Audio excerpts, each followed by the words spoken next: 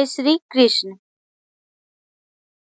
वृंदावन में एक गुरुजी के नाम से विख्यात कथाकार आश्रम में रहा करते थे। उनकी वाणी में इतनी मधुर थी कि जब भी वे कथा सुनाते तो श्रोताओं के नेत्रों के आगे वह कथा एक ही चलचित्र की तरह चलने लगती थी। उन्हीं गुरु भगवान के यहाँ पर गौशाला में एक सेवक रहता था जिसका नाम था भोंदू, और उसके इस नाम के पीछे का कारण भी था। कारण ये था कि वे एकदम भोला भाला और गुरुजी पर अटूट विश्वास करने वाला था। इतना विश्वास करता था कि अगर गुरुजी यह कह दे कि अभी दिन ही रात हो रही है तो वह दिन को रात में ही मान लेता था। अगर मौसम बिल्कुल साफ हो, चटक धूप खिली हुई हो, तो उसके गुरुजी अगर कह दें देखो मूसलाधार बारिश हो रही है, तो वह उसी बात को मान लेता था। यानी कि गुरुजी पर उसका अटूट विश्वास और श्रद्धा थी, और उसे गौ सेवा और कथा सुनने का अलावा कोई काम नहीं था। सुबह सवेरे होते ही वह गांव भर की गौवें लेकर गौवें चराने के लिए निकल जाता था, और उसके बाद जब लौटकर आता था तो जहाँ पर सत्संग हो रहा होता था या आश्रम में जाकर कहीं भी गुरुजी की कथा सुन रहे होते, वह बहुत मन लगाकर शुद्ध बुद्ध होकर कथा सुनने लगता था। इसके अलावा उसे कोई भी काम नहीं रहता था। गौवें चराने के बाद उसे जो कुछ भी मिल जाता था उसी से पेट भरकर खा लिया करता था। कभी किसी से शिकायत नहीं करता था। नित्य रूप से आश्रम में गुरुदेव भगवान का कथा करते थे। भोंदू बड़े ही मन से और बड़े ही चाव से सुनता था। एक प्रसंग को वह कंठस्थ कर लेता था। एक बार कथा का एक प्रसंग चल रहा था। उसमें भगवान श्री कृष्ण जी की सुंदरता का व्याख्यान गुरुजी कर रहे थे, और उनके गौवें चराने को लेकर गुरुजी कह रहे थे कि श्री कृष्ण भगवान तो भंडारी बनकर गौवें चराने आते थे। अब गौवें के कान खड़े हो गए। उन्होंने सुना कि भंडारे वन, अरे इसी वन में तो वह भी गौवें चराने ले आया करते थे। उसे तो कभी नहीं मिले भगवान, और हमारे गुरुजी तो कह रहे हैं कि कान्हा जी भंडारी वन में गौवें चराने जाते थे। भोंदू तो बिल्कुल भोंदू ही ठहरा। इतना भोला भाला था कि उसे पता ही नहीं चला, कि उसे आभास ही नहीं हुआ कि यह सचमुच की बात नहीं है। गुरुजी कोई कथा बता रहे हैं। उसको लगा कि गुरुजी कोई कथा नहीं बता रहे, बल्कि ये अभी की कोई कहानी है, और उसे लगा कि वो तो सचमुच अभागा है, तो हर दिन बिना नागा किए भंडारे वन में जाता है, और जो ठाकुर जी को तो उसे कभी मिले आज तक भी नहीं हुए। अब मन में ही वह सोचने लगा कि सोचता है ठाकुर जी भी उधर ही कहीं किसी कोने में गौ चरा रहे होंगे। उसी ने ध्यान दिया कि होगा। अब से पहले उसे पता भी तो नहीं चला, अब तो वह जरूर ध्यान देगा और ढूंढकर ही रहेगा ठाकुर जी को तो, क्योंकि गुरु जी के मुख के कथाएं सुनते सुनते भोंदू के मन में ठाकुर जी की प्रति अटूट प्रेम, श्रद्धा और विश्वास भर गया। इसलिए वह ठाकुर जी के दर्शन करना चाहता था। जो गुरु जी की वाणी पर तो उसे अटूट विश्वास था कि गुरु जी ने कह दिया है कि भंडारी वन में ठाकुर जी आते हैं गौवें चराने, तो इसका मतलब आते ही हैं। अब तो अगले दिन सुबह होते ही भोंदू बड़ा उत्साहित था। गौवों को लेकर वह जल्दी जल्दी भंडारी वन में पहुंच गया। भंडारी वन में सीधे नहीं पहुंचा, बल्कि इधर उधर दूर दूर तक अपनी नजरों से वह ठाकुर जी को ढूंढता हुआ चलता जा रहा था। सोचने लगा कि कहीं ऐसा तो नहीं मेरे पीछे पीछे ठाकुर जी भी आ रहे हों। कहीं दाएं से देखा, कहीं बाएं से, तो वहीं नहीं आ रहे हैं। कहीं मुझे पहले तो भंडारी वन में नहीं पहुंच गए होंगे। ऐसा तो नहीं कहीं कि जब तक मैं गौवें लेकर जाऊं कान्हा जी वहां से चले ही जाते होंगे। चलो जल्दी जाकर देखता हूँ। इस तरह से उसके मन में अनेकों शंकाएं थी, तो वह किसी भी हाल में ठाकुर जी के दर्शन करना चाहता था। अब जैसे ही वह बड़ा उत्सुक होकर, व्याकुल होकर, उत्साहित होकर भंडारी वन में पहुंचा तो उसने वहां पर गौओं को चरने के लिए छोड़ दिया। और तो यह होता है कि जब गौएं चरती थी तो वो उन्हीं के पीछे पीछे ठाकुर जी का मन मन स्मरण करते हुए चलता था, हर गाय का ध्यान रखता था। लेकिन आज उसने गौओं को भगवान के भरोसे छोड़ दिया कि गौएं तो चढ़ रही हैं, मैं ढूंढ लेता हूँ जाकर कान्हा जी को, आखिर किस कोने में छुपे हुए हैं। जब गुरु जी ने बताया है तो होंगे तो जरूर इसी भंडार वन में। अब तो यह सोचकर सुध-बुध खोए हुए भोंदू बिना कुछ खाए पिए रास्ते भर चलने का जो परिश्रम उसे हुआ था वो सब कुछ भूल गया और ठाकुर जी को ढूंढने लगा, इधर उधर ढूंढने लगा, आवाज देने लगा। उसकी आंखें में वो व्याकुलता थी कि देखे से न देखी जाए। अब जब भगवान को उसका भक्त इतने भोलेपन से ढूंढ रहा हो अपने गुरु जी की बातों पर विश्वास करके, तब तो ठाकुर जी से भी कहाँ रहा जाएगा। बस ठाकुर जी से रहा नहीं गया और तभी अचानक भोंदू की नजर सामने से उठ रही धूल पर पड़ी। धूल का गुब्बार था, कुछ दिखाई नहीं पड़ रहा था। अचानक धूल की कुछ कम हुई, धुंध कुछ कम हुई तो गौ के समूह उसे दिखाई दिए। असंख्य गौएं थी, लाखों हजारों की संख्या में गौएं दिखाई दी और उन्हीं के बीच में खड़े थे सांवले सलोने पीताम्बरधारी श्री कृष्ण, और वह गौओं के बीच में मुस्कुराते हुए बांसुरी बजाते हुए और उसी की तरफ देखते हुए चले आ रहे थे। अब तो यह दृश्य देखकर भोदू शुद्ध बुद्ध खो बैठा खो गया, उसे होश नहीं आ रहा। और जब अचानक उसे एहसास हुआ कि सामने तो श्री कृष्ण खड़े हैं, साक्षात ठाकुर जी खड़े हैं, तो सारे और मारे खुशी के उछल कूद करने लगा। उनके कटाक्ष नेत्रों, मोर मुकुट और चंदन की सुगंधि से भरपूर स्वरूप को देखकर भोंदू तो निमग्न हो गया और पास ही में द्वारकानाथ जी को पाकर ठाकुर जी को पाकर कहने लगा कि आप वही ठाकुर जी हो ना, जिसके बारे में हमारे गुरुजी कथा सुनाते हैं। तब भगवान ने उत्तर दिया, हाँ, हम वही श्याम सुंदर हैं। अब भोंदू भगवान से प्रश्न करने लगा, अच्छा हमारे गुरुजी, अब आपके स्वरूप का वर्णन करते हैं ना, तो लगता है आप कितने सुंदर होंगे। लेकिन आज जब सामने से आपने दर्शन दिए तब ना पता चला कि आप तो हमारे गुरुजी के बताने से भी कई लाख गुना सुंदर हो। भोंदू इससे पहले कुछ और छुपाने या पूछने के लिए अपना मुख खोलता कि ठाकुर जी बोल पड़े, अच्छा अच्छा, सिर्फ बात ही करोगे कि कुछ भोजन पानी भी कराओगे? अरे मैं तुम्हारे यहाँ पर आया हूँ, इतनी दूर से चलकर आ रहा हूँ, मुझे भी तो भूख प्यास लगी है।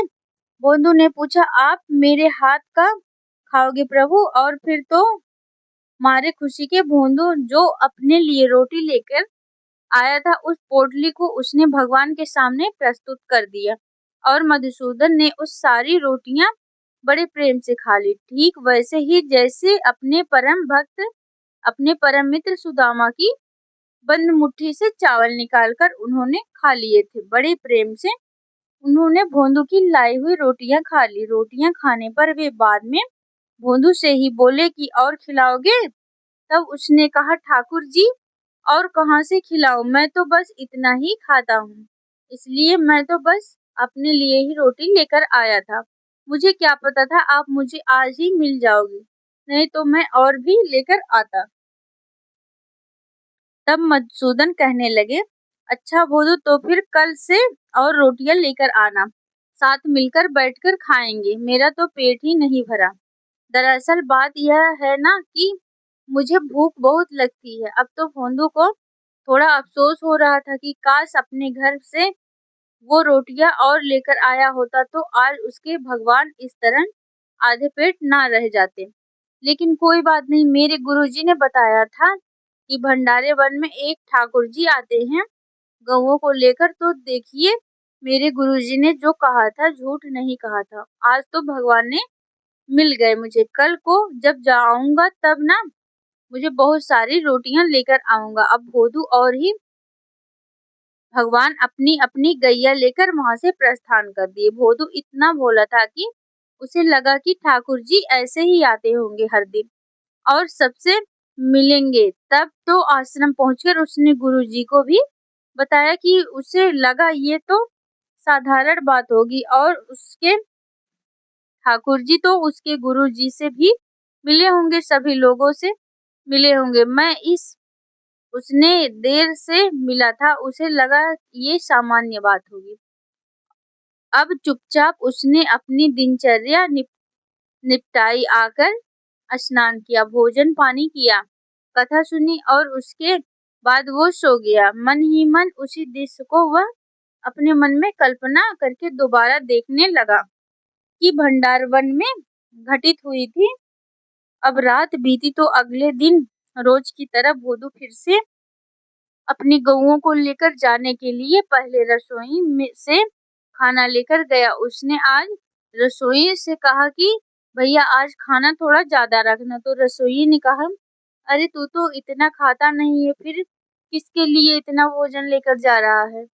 और इतने में वहां पर गुरुजी भी आ गए। तब गुरुजी महाराज ने पूछा, भोंदू तेरी खुराक तो इतनी नहीं है, सच सच बता, इतना भोजन किसके लिए लेकर जाएगा।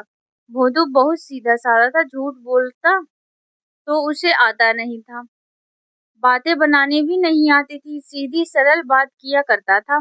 उसी तरह बिल्कुल सरल भाव से उसने अपने गुरुजी को बताया कि गुरुजी भंडारे वन में मैं जब जाता हूँ ना, तो वहां पर ठाकुर जी भी आते हैं, अपनी गऊ में चराकर वो भी पैदल पैदल ही आते हैं जैसे मैं जाया करता हूँ। और ऐसे कह रहे थे कि ठाकुर जी की मैं इतनी दूर से चलकर आता हूँ, थक जाता हूँ, मुझे बहुत जोर से भूख लग जाती और भूख भी बहुत लगती है, कम रोटियों से मेरा पेट नहीं भरता, इसलिए उन्होंने मुझसे और ज्यादा रोटियां लाने के लिए कहा है। ये सुनकर गुरुदेव ने कहा कि अरे कोई उनका हुलिया बनाकर तुम्हें छल कर रहा है। भोंदू तुम तो भोले भाले हो ना, सब तुम्हारे बारे में जानते हैं, जरूर कोई ठाकुर जी का वेश बनाकर कोई तुमसे रोटी पाना चाहता होगा मुफ्त की, और तुम भी सीधे साधे हो, उसके लिए लेकर जा रहे हो। भोंदू बोला, ना ना गुरुजी, सच में ठाकुर जी आते हैं। अब की बार गुरुजी से रहा नहीं गया, वे जानते थे कि भोंदू सच्चा है और भोला भाला है, हर किसी की बात पर विश्वास कर लेता है, मेरी बात पे तो अटूट विश्वास करता है, झूठ तो बोलेगा नहीं, जरूर कुछ तो बात है। तब गुरुजी ने भोंदू से पूछा, अच्छा भोंदू बता तो जरा कैसे हैं तेरे ठाकुर जी जो तुझे भंडारी वन में मिलते हैं।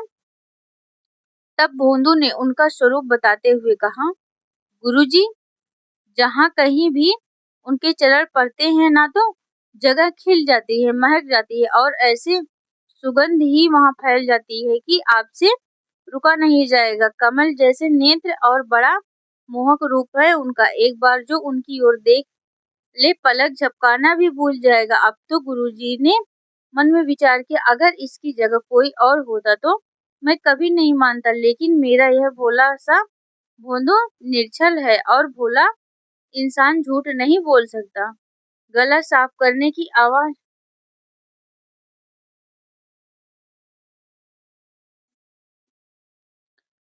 तब गुरुजी ने कहा, अच्छा भोंदू, तुम जब आज ठाकुर जी से मिलना तो उनसे एक बात जरूर कह देना कि तुम्हारे गुरुजी ने उन्हें बुलाया है। अब तो यह बात सुनकर भोंदू बहुत गदगद हो उठा, क्योंकि उसे लगा कि ये काम तो किसी शिष्य को भेजकर गुरुजी कर सकते थे, लेकिन फिर भी गुरुजी ने मुझसे कहा है और मुझसे कहा है, इसका मतलब गुरुजी की बात तो मेरे मुझे करनी ही होगी। अब ये सुनकर भोंदू बड़ा खुश हुआ, क्योंकि गुरुजी की आज्ञा का पालन करना, उसे पूरा करना वो अपना सबसे बड़ा कर्तव्य समझता था। भोंदू एकदम खुश होकर नाचता फिरता उछलता कूदता बहुत सारी गऊओं को लेकर हर दिन की तरह भंडार वन में पहुंच गया। और आज तो श्याम सुंदर उससे पहले ही वन में पहुंचे हुए थे, एक पेड़ की ठंडी ठंडी छांव में बैठकर मुरली बजा रहे थे, पास ही उनकी गौएं भी चर रही थी। भोंदू को देखते ही ठाकुर जी बोल पड़े, अरे भोंदू, बड़ी देर से आए, जल्दी जल्दी खिलाओ। क्या लेकर आए हो? बहुत जोर से भूख लगी है। तब भोंदू ने तुरंत अपने साथ लाई हुई रोटी और पोटली निकाली, पत्तल सजाया और पत्तल में भोजन जो कुछ भी वो लाया था वो सब कुछ सारा परोस दिया। साथ ही बोला, ठाकुर जी, भोजन तो मैं आपको करा दूंगा, लेकिन मेरी एक प्रार्थना है। आप मेरे साथ आश्रम चलिए, वहां पर मेरे गुरुजी ना, आप उनसे मिल लीजिए एक बार। तब भगवान ने उत्तर दिया कि देखो, मैं हर किसी से नहीं मिलता हूँ, तू तो मेरा मित्र है ना, इसलिए मैं तुझसे मिलने आ जाता हूँ। मेरे तो बस तेरे साथ ही रहूंगा, मुझसे तुझसे ही मिलूंगा, तेरे ही हाथ से खा सकता हूँ, लेकिन देख, मैं तेरे गुरुजी से मिलने तो बिल्कुल नहीं आ जाऊंगा। अब ये बात सुनते ही भोंदू तो उदास हो गया। उसने तुरंत ठाकुर जी के चरण पकड़ लिए और कहने लगा, देखो, मैं तो आपको जानता तक नहीं था। वो तो मेरे गुरुजी ने ही अपनी कथा में आपके विषय में बताया था, तभी तो मैं आपसे मिल पाया हूँ। उन्होंने ही मुझे बताया था कि ठाकुर जी भंडारी वन में गाय चराने आते हैं। अगर वह ना बताते तो मैं आपसे कैसे मिलता, कैसे आप मेरे हाथ से रोटियां पाते। आपको मेरे गुरुजी से तो मिलना ही पड़ेगा, और उन्हीं मेरे गुरुजी ने आपको मिलने के लिए बुलाया है। अब आप मना मत करो, चलो ना मेरे साथ। तब मधुसूदन ने कहा, देखो भोदू, तू जो कुछ कहेगा मैं सब कर लूंगा, लेकिन तेरे अलावा और किसी से नहीं मिलूंगा। अब चाहे वह तेरे गुरुजी ही क्यों ना हो, उसने भी गुरु हो, मेरा तो बस तू मित्र है। मैं और किसी के बारे में कुछ नहीं जानता, मेरा मतलब सिर्फ तुझसे है। अब ऐसा बोलकर ठाकुर जी भोंदू की लाई हुई रोटी, जिसके साथ गुड़ था और अचार भी था, खाने लगे। अब तो यह देखकर भोंदू को बड़ा गुस्सा आया। सोचने लगा कि एक तो मुझे अपना मित्र बताते हैं और मेरी बात नहीं मानते भी। मारे गुस्से में भोंदू ने उनके आगे से रोटी खींच ली, गुड़ भी छीन लिया, अचार भी छीन लिया और गुस्से में रूठ कर बोला, वापस करो मेरी रोटी, तुम मेरे मित्र नहीं हो, ना मैं तुम्हारा मित्र हूँ, मेरी बात तो माननी नहीं। और हाँ, ये पत्तल भी दो, ये पत्तल भी तो मेरे गुरुजी के यहाँ की बनी है। यह कहकर उसने ठाकुर जी के आगे रखा हुआ पत्तल भी उठा लिया, जिस पर वे रखकर रोटी खा रहे थे, और इतने पर भी भोंदू का मन शांत नहीं हुआ। फिर गुस्से में रूठ कर बोला, और सुनो ठाकुर जी, मुझे यह इस योग मेरे गुरुजी ने बनाया है, और अगर मेरे गुरुजी से कि तुम नहीं मिलना चाहते हो तो मेरी बात भी सुन लो, कल से यहाँ मत आना, मुझे नहीं मिलना तुमसे। ठाकुर जी बोले, अरे तू अभी जानता नहीं है, बड़े बड़े लोग तपस्या करते हैं हिमालय पर जाकर भी मेरे दर्शन पा सकें, और मैं तो तेरे सामने इतनी सहजता से बैठा हूँ, और तू कह रहा है कि कल से नहीं मिलूंगा। भोदू बोला, हाँ, नहीं मिलूंगा, मैंने अपने गुरुजी की सेवा की है, और अगर गुरुजी की सेवा की है तो उसी के परिणाम स्वरूप मुझे आपके दर्शन हुए, और इसका मतलब है कि गुरुजी सेवा तपस्या के बराबर है। ऐसा कहकर रूठकर भोंदू अपनी पत्तल, बची हुई रोटी, भोजन, पानी सब कुछ उठाकर समेटकर पोटली में बांधकर वहां से चलने लगा। ठीक वैसे ही जैसे दो छोटे छोटे मित्र आपस में खेलते खेलते झगड़ा कर बैठते हैं, और एक मित्र अपने खेल खिलौने समेटकर वापस जाने लगता है। रूठ कर इसी तरह से वो भगवान को वहीं पर बैठा हुआ छोड़कर सारा सामान समेटकर जाने लगा। तब ठाकुर जी पीछे से बोले, अरे वो तो रुक जा। उसने कहा कि अब तो मैं तभी रुकूंगा जब आप मुझे यह वचन देंगे कि मेरे गुरुजी से भी आप मिलोगे। आज से ना मैं तुम्हें जानता हूँ, ना तुम मुझे जानते हो। ऐसा कहकर भोंदू बिना पीछे देखे, बिना पलटे वो सीधे चलता जा रहा था। ठाकुर जी ने सोचा, शायद अब पीछे मुड़कर देख ले और वापस आ जाए, ऐसे ही झूठ बोल रहा होगा, ऐसे ही बहाने कर रहा होगा। लेकिन भोंदू तो अपनी बात का पक्का था, चुपचाप रूठ कर जा रहा था। मन में ही सोच रहा था कि कैसा मित्र है मेरा, अपने आप को ठाकुर कहता है और अपने आप को भगवान बनाता है और मेरी बात मानता भी नहीं है। मेरे हाथ से इतने दिन तक मेरे गुरुजी के यहाँ की रोटी खाई और देखो आज बात बनाने के लिए कितना चतुर है। ऐसा कहकर मन में ही सोचता हुआ भोदू चुपचाप चलता रहा। जब ठाकुर जी ने देखा कि अरे मेरा मित्र इस तरह मुझसे रूठ जा रहा है, उसने रहा नहीं गया। उनकी आंखों से आंसू गिर गए। झट दौड़ पड़े भूत के पीछे पीछे से आवाज लगाते लगाते दौड़ पड़े। भोंदू रुक तो जाओ, अच्छा सुनो सही। और भोंदू के पास पहुंचते ही उन्होंने पहले तो उसकी कमर पकड़ी और फिर झट से भोंदू के दोनों कंधे पकड़कर लटक गए उसकी पीठ से और फिर बड़े प्यार से उसे मनाते हुए बोले, अच्छा तू मत जा छोड़कर, तू मेरा मित्र है ना, मुझसे ऐसे मत रूठा कर, मुझे बिल्कुल अच्छा नहीं लगता। तू जा रहा है कहीं, कहेगा मैं वहां चलने को तैयार हूँ। तू मुझे छोड़कर कभी मत जाना, चल मेरे साथ, तेरे गुरुजी के पास चलूंगा। आश्रम में उधर गुरुदेव भोंदू का रास्ता देख रहे थे। तभी गुरुदेव क्या देखते हैं कि गौओं के झुंड के बीच में पीठ में भोंदू मुरलीधर को विराजमान चले आ रहे हैं। बड़ा ही अद्भुत अलौकिक दृश्य था। यह दृश्य देखकर गुरुदेव मंत्रमुग्ध हो गए। अब होश आया तो मधुसूदन भगवान सामने खड़े थे। उठते ही गुरुजी ने सबसे पहले भोंदू को प्रणाम किया और कहा कि भोंदू तेरी भक्ति को मैं प्रणाम करता हूँ कि आज तेरे ही कारण स्वयं त्रिलोकीनाथ मेरे आश्रम पर पधारे हैं। फिर वे भगवान के चरणों में नतमस्तक हो गए तो कहने का तात्पर्य ये है कि जो भोले भाले भक्त होते हैं, जिनके अंदर बिल्कुल छल कपट नहीं होती, निर्छल भाव वाले होते हैं, भगवान में जिनकी अटूट श्रद्धा होती है, अपने गुरुजनों के एक एक शब्द में जिनकी निर्छल श्रद्धा होती है, ऐसे भक्तों के आगे तो भगवान भी नतमस्तक हो जाते हैं।